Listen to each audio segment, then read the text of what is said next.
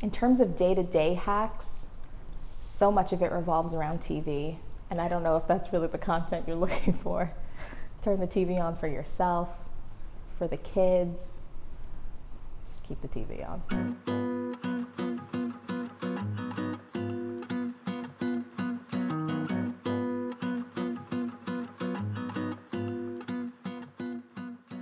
I have been a mother for almost 3 years now. I have one daughter who is 2.5 years old, almost 3.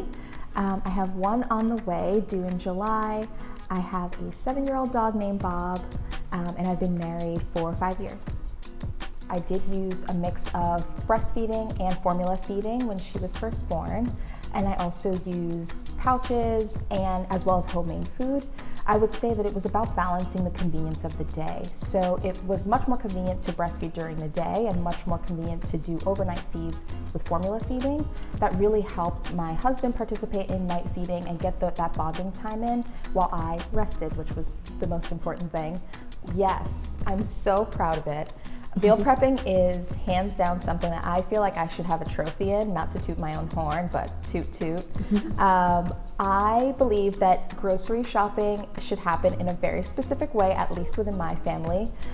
First, we take stock of what we already have to eliminate any food waste and to also make sure we're not spending too much at the grocery store. Then we make a list and we go and buy the groceries. The most critical piece with meal planning is to prep the meals for the week as soon as you get back from the grocery store.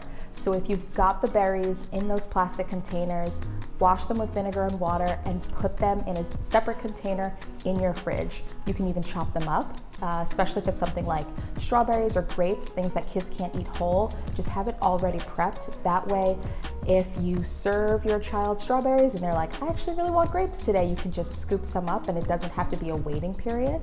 I also believe in chopping and prepping meats ahead of time. That's a huge game changer.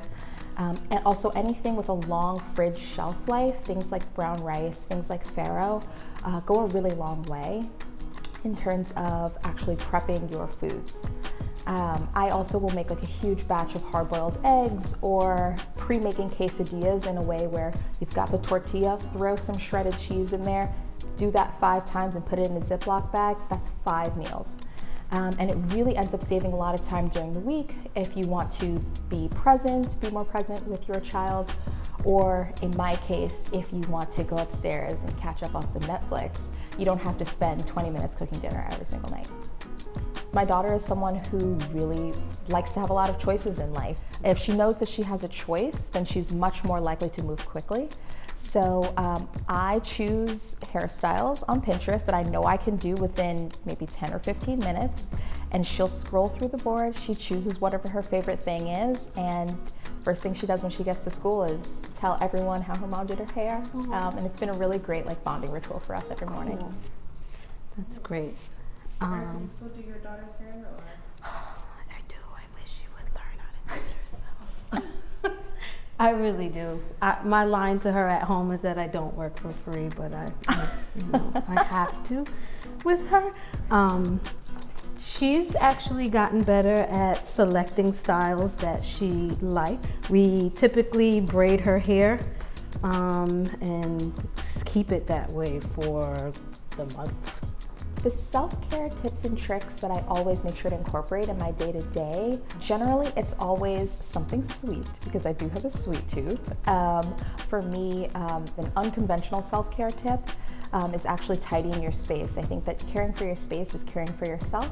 The other thing that's a really great self-care tip for me is figuring out how to outsource. I can ask for help, but knowing to trust that help is very, very difficult for me. As a parent, you're always weighing the economics of getting help. And I think that oftentimes we downplay the role that help can have in making us better parents. So one of the things that I'm always sure to do, if I can't get to the grocery store, I will order the groceries. And maybe that means I don't go out to dinner with a friend that week. Whatever it is, it's about prioritizing and making sure that not everything is on my plate in one day. The outlook for my family is very positive. We're obviously very excited to be growing our family, but we're also at a point in our lives where we've worked really hard to get to a place where we can be more relaxed about, whether it's our budget or whether it's worrying about what's next for us. When are we going to have another child?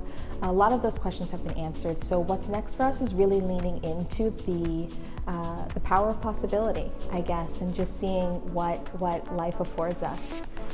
I think most specifically is traveling. We haven't gotten to do a lot of that, of course, like everyone else in the past couple of years. So really looking forward to kind of exploring the world with my kids.